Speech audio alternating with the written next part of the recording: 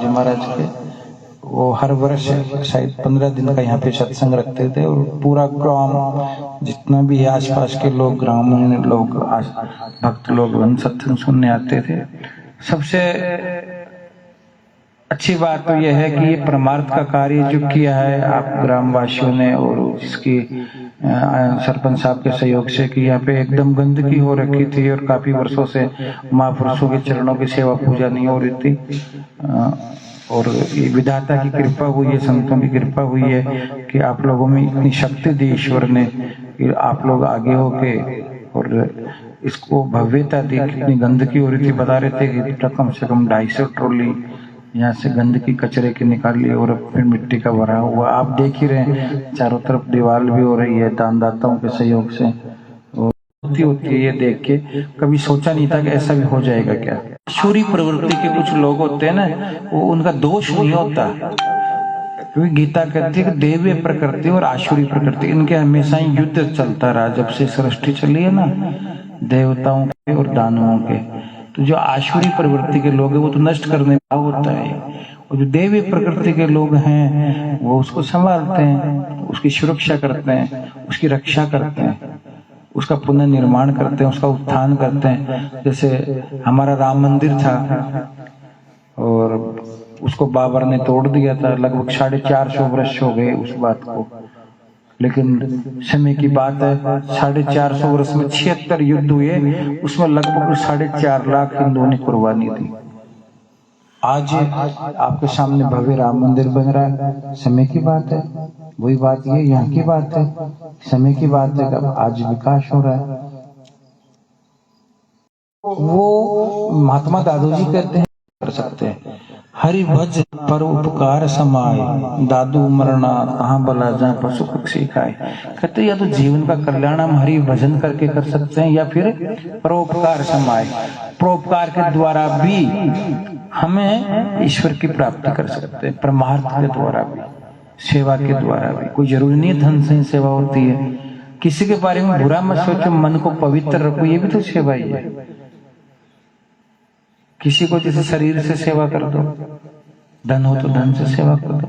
सेवा तो किसी भी रूप में कर सकते, भाव होना चाहिए मन का कि मुझे करना है। सेवा धर्म है परम गहने, योगी नवमप्यतम। कहते योगी भी नहीं कर सकते सेवा। सेवा धर्म बहुत कठिन धर्म है, सबसे नहीं होती सेवा। सेवक को सुख नहीं मिलता, जो सेवा करना चाहता है ना, अब ये चाहे मुझे सुख मिले तो सुख नहीं मिलेगा, और यदि आप सुख चाहते हो तो सेवा नहीं कर सकते। दोनों कार्य नहीं हो सकते, या तो सेवा ही करोगे या सुख ही मिलेगा। यानी जीवन त्याग मांगता है। आप एक कदम आगे रखोगे तो अगले कदम का त्याग करना पड़ेगा, तो ये आगे बढ़ोगे। जीवन त्याग मांगता है।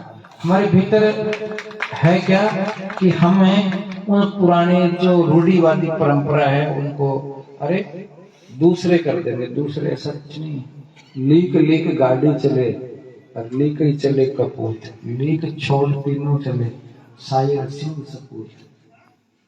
कहते हैं कि सिंह जो होता है वो लीक लीक नहीं चलता, और शायर कवि जो होता है वो भी अपनी मर्जी से चलता है। ऐसे ही सपूत होता है वो नया काम कर सकता है। कुलदीप जी हमारे बीच में बैठे सपूत ही देखो कितने बीच में कितने आए, लेकिन वो लीक को नहीं छोड़े। इन्होंने लीक छोड़ के हिम्मत करी, तो आपके सामने देख रहे हो कि आपको सत्संग का आनंद मिल रहा है। सत्संग का मैं आपको बताऊं कि एक घड़ी आधी घड़ी आदि में पुण्य आग, तुलसी संगत साधु की कटे कोटि अपराध। कहते हैं कि संतों की संगति तो आधी घड़ी का भी यदि सत्संग होता तो करोड़ों पाप कट जाते। महात्मा सुंदरदास जी ने शेखावाटी के सबसे महान संत और दादू दयाल जी के शिष्य। ये तो क्या है, दुर्भाग्य कह सकते हो कि टेक्नोलॉजी का जमाना है और फॉलोअर जो है ना दिखावा को करते हैं। बाकी अपने शेखावाटी में सबसे बड़े यदि कोई संत हुए है ना शेखावाटी में, वो संत सुंदरदास हुए। उन्होंने 42 ग्रंथों की रचना की है, और उनके ऊपर आप मोबाइलों में सर्च करके देख लो। भारतीय सरकार ने डाक टिकट जारी किया। लो हेलो बता दो कोई संत शेखावाटी में। फतेहपुर में कितने आश्रम है, बगड़ में भी है, तुम्हारे झुंझुनू में चंचलनाथ जी। भजन करने वाले संत भी मिल जाएंगे, विद्वान संत नहीं मिलेंगे आपको। सिर्फ सिंगल संत हुए अभी तक 450 वर्ष में पूरी शेखावाटी में, वो हुए संत सुंदरदास। वो खंडेलवाल परिवार से थे और दादू दयाल के सबसे छोटे शिष्य थे। और बनारस में तुलसीदास जी तो 80 गांठ पे रामचरित्र मानस की रचना कर रहे थे। उस समय सुंदरदास जी अपने अध्ययन भी कर रहे थे और ग्रंथों की रचना भी की। उन्होंने सुंदर विलास उनका ग्रंथ है। शायद आपको कभी जयपुर जाओ तो दादू महाविद्यालय गणेश जी का मंदिर देखा होगा आपने, मोती मंदिर, उसको जस्ट बाजू में, जरूर खरीद के पढ़ना, आपके पट खुल जाएंगे। एक बात बताओ, आप खाना खाते हो, शादी विवाह करते, आजकल तो बच्चों के तो दो ही चिंता है, तो विवाह की नौकरी मैंने देख लिया, तीसरी तो है नहीं, उनको पता ही नहीं है राम नाम करना कि नहीं। मैंने माता पिता के सब कोई दो टेंशन है बस, नौकरी और शादी। बस नौकरी कैसे मिले और ये कोई जीवन होता है। तो यार पशु भी पेट भरता है, वो भी बच्चे पैदा करता है, वो भी जैसे चिड़िया घोंसला बनाते हो, तुम जीवन में घर बना लेते हो। विशेषता क्या हुई? आहार निद्रा भय में तुम, ये तो जानवरों में भी होता है। तुमने यदि जीवन ही पाला तो तुम जानवर हो। जानवर में, चलो मैं ये कहता हूँ जानवर तो फिर भी आपसे सही है, इसलिए संतों ने मूढ़ मते लिखा। भगवान शंकराचार्य हुए शिव के अवतार थे, उन्होंने लिखा भज गोविंदम भज गोविंदम गोविंदम भज मूढ़ मते। मूढ़ मते कहा मनुष्य को, अज्ञानी, गंवार, पशु, बावरो, तू तो भयो बावरो, बिकाई गई बुद्धि तेरी, ऐसे अंधकूप में काहे को परत। सुंदरदास ने लिखा। क्यों लिखा है? अब देखो ना पशु के, देखो आप देखा करो, कभी अध्ययन करना चाहिए आप लोगों को। जैसे बीमारी होती है वो चारा नहीं चढ़ता ना, आदमी की एसिडिटी हो रही है, बुखार आ रही है, उल्टे तो खाता रहता है। तो जानवर सही है, आप सही हो, सही बताओ ईमानदार, अपनी आत्मा को टटोलो, हम कितनी अज्ञानता में डूबे हुए। इसलिए गुरु ये कहता है कि पशु से मनुष्य बनाता है। हम क्या है भाई, जानवर हमें देखता है, वो भी तो हमें दो पैर वाला पशु तो देखता है। आप क्या कहते हो, ये कुत्ता जा रहा है, ये गधा जा रहा है, ये घोड़ा जा रहा है, चलो वो भी तो देखते होंगे, आपको किस रूप में देखते हैं? वो ये सोचता है दो पैर वाला जानवर है। क्या सोचते हैं अपने बारे में? दूसरे जानवर, चिड़िया पक्षी जो भी है, हमें भी तो जानवर ही, हम भी एक जानवर ही है। ये भ्रम निकाल दो, कम मनुष्य है आपका, ये भ्रम है, झूठा भ्रम है। यदि आपने सिर्फ जीवन पार्जन के लिए ही शिक्षा अध्ययन किए और धर्म, तो आप भी पशु थे। बस ये कह सकते हो कि एक IAS अफसर वो बुद्धि से पेट भर रहा है और एक मजदूर वो मजदूरी से पेट भर रहा है, लेकिन जो दोनों का लक्ष्य रहा ना, उद्देश्य, वो तो उधर पूर्ति रहा। हाँ, उसमें विशेषता उधर पूर्ति तो पक्षी भी करता है। चलो पक्षी तो फिर भी सही है। देखो भोर होती रात्रि किस लिए होती? सोने के लिए। सुबह क्या होता है? उठो, फिर चुगे की तलाश में जाता है। तो पक्षी तो वही 5 बजे उठ के देखा करो, कभी पक्षी पेड़ों के ऊपर गाने गाता है, गुनगुनाता है। कभी मनुष्य को देखा आपने गीत गाते? सिर्फ रोता हुआ देखोगे आप।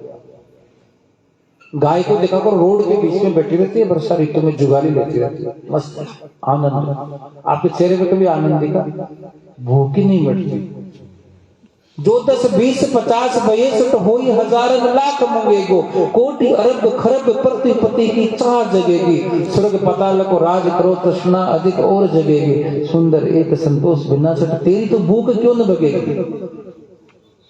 हे मनुष्य, तेरे पास 10 आ गए तो 20, जो 10 20 50 62 हो हजारन लाख मंगेगो, फिर 1000, फिर करोड़, फिर लाख, फिर अरब, फिर खरब, फिर मैं पृथ्वी का राजा बन जाऊं। स्वर्ग पताल को राज करो तृष्णा अधिक और जगेगी, सुंदर एक संतोष बिना सट, तेरी तो भूख क्यों न भगेगी। ये जीव, संतोष के बिना ये भूख मिटने वाली नहीं है।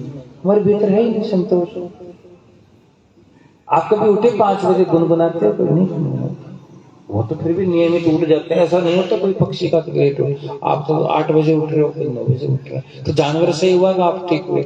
वो टाइम पे देखो सो जाते हैं। पहले के जो ऋषि मुनि थे 5 बजे खाना खा लेते थे, शाम को रात्रि भगवान ने सोने के लिए बनाई, सो जाते थे। सुबह भोर में उठते थे पुराने आदमी, ब्रह्म मुहूर्त जिसको बोलते हो। आप लोग नहीं उठते, क्या हो रहा है? आप अपना जीवन ही सही नहीं संभाल पा रहे, तो क्या भजन करोगे, क्या पुरुषार्थ क्या करोगे? तुम जिंदगी में कुछ भी नहीं कर सकते। पेट तो जानवर ही भरते, कोई बहादुरी का काम नहीं करे। हमारा जीवन का कल्याण भगवान ने अवसर दिया आपको, 84 लाख योनियों में ये अवसर दिया। एक सॉफ्टवेयर डाला भगवान ने कि तुम्हें एक बार में मौका दूंगा मनुष्य योनि में चाहे तो भजन करके अपना कल्याण कर सकता है, फिर ये अवसर चला गया ना फिर पुनः नहीं आएगा। महात्मा दादू जी करें, बार बार यह तन नहीं नर नारायण देह, दादू बहुरी न पाइए जन्म अमोलक ये। बार बार अवसर नहीं मिलेगा। पायो है मनुष्य देह ओसर बन्यो है ये, इस देह बार बार कहो कहाँ पाइए, भूलत है बावरे तू रतन अमूल्य को कासुका ठुगाइए। समझ विचार कर ठगने को संग त्याग, ठगाबाजी देख कर मन न डोलाइए। सुंदर कहता कि सावधान क्यों न होई, हरि को भजन कर हरि में समाइए। पायो है मनुष्य देह ओसर बन्यो है ये अवसर मिला आपको। ऐसी देह बार बार कहो कहाँ पाई, ये देह बार बार मिलने वाली नहीं, अनंत जन्मों के बाद मिलती है मनुष्य देह। और इस अवसर को यदि आपने गंवा दिया, गतम दिनम, जो दिन गया वो लौट के नहीं आएगा। आप कभी 10 मिनट के लिए अपना स्वयं का आत्मचिंतन किया, मैं कैसा हूँ? आप निंदा स्तुति करते रहते हो। देखो सुबह से उठते हो, पड़ोसी ऐसा, मित्र ऐसा, या उनके बारे में अच्छा भी सोच सकते हो, मैं ऐसे नहीं कर सकता कि आप बुराई सोचते हो, लेकिन दूसरों के बारे में सोचते हो। कभी आपने देखा होगा, मेरा शक्ल आप देख रहे हो, मुझे पहचान लोगे, लेकिन कभी गौर करो, आप लोग इतने बैठे हो, आपको अपनी शक्ल याद नहीं, ईमानदारी से देखो किसी को। तुमने कभी अपनी शक्ल ही नहीं देखी गौर से शीशे में? किसी को नहीं अपनी शक्ल याद, ईमानदारी से देख लेना चाहिए। अभी देख लो, हमें दूसरे की शक्लें याद रहती। 24 घंटा हमारा मन बाह्य चीजों में जाता है, अंतःकरण में उतारो, अंदर अपना चिंतन किया करो 10 मिनट 24 घंटे में कि मेरा कर्तव्य क्या है, क्या मैं सही पथ पे तो चल रहा हूँ, नहीं कर रहा हूँ। उसको आत्मचिंतन बोलते हैं, आत्मचिंतन। हमारी तो वही आदत पड़ी हुई है कि है ना, अरे ये गलती हो गई, आगे से नहीं करेंगे, फिर गलती कर देते हो, फिर ये कहते हो अब आगे से नहीं करेंगे, फिर वो गलती। क्या हुआ? आपने कभी मंथन नहीं किया मेरा कर्तव्य क्या था, परमात्मा ने मुझे किस उद्देश्य से भेजा है, मुझे क्या करना चाहिए, मैं सही करता हूँ गलत करता हूँ, धर्म क्या है? आप सब लोग यहाँ रामदेव बाबा की जय बोल दोगे और मंडलेश्वर की पकड़ से आए उनको प्रणाम कर लोगे, ये कोई धर्म नहीं होता है। एकांत के भीतर आप सब जरूर स्टडी करोगे, मैं आऊंगा अगली बार तो मैं जितने बैठे हैं तो मेरे सामने आप डायरी रखोगे, सब अपने अपने विचार लिख लो जो एकांत में आपके जो भाव आते हैं। किसी को बताओ मत, तो क्योंकि आपको शर्म आएगी। मुझे पता है बहुत कम लोग हैं जिनके शुभ विचार आएंगे, पहले ही बता देता हूँ मैं आपको। बहुत कम लोग हैं जिनको अच्छे सपने आते होंगे कि भगवान के चरण कमलों की मैं सेवा कर रहा हूँ, नहीं आएंगे, मुझे पता है इस बात का। लिख लो, लेकिन आप, ये आपका पुनर्जन्म है, मैं पहले यहाँ घोषणा करके जा रहा हूँ। आप समझ लेना मेरा असली धर्म वो है जो आपको भाव, आपका जो मन है, आपका चिंतन है, जो आता है ना रात्रि को, सब असली स्वरूप वो है, मेरा असली धर्म वो है। जो व्यवहारिक धर्म में आया, मेरे सामने मत्था टेक दिया, व्यवहारिक धर्म भाई महाराज के चरण चलो, एक आर्टिफिशियल है, प्लास्टिक के फूल है, उनमें खुशबू नहीं होती, दिखावा है। मैं भीतर की बात कर रहा हूँ, तुम्हारा धर्म क्या है? व्यक्ति एकांत में क्या क्रिया करता है, क्या सोचता है, क्या विचारता है, उस समय उस व्यक्ति को समझ लेना चाहिए मेरा असली स्वरूप ही है। सामने तो आप बड़े सुंदर कपड़े पहन के जाओगे, विवाह में जाओगे, है ना, आजकल शादियां होती है ना, वो असली चेहरा ढक ले देते हैं और वो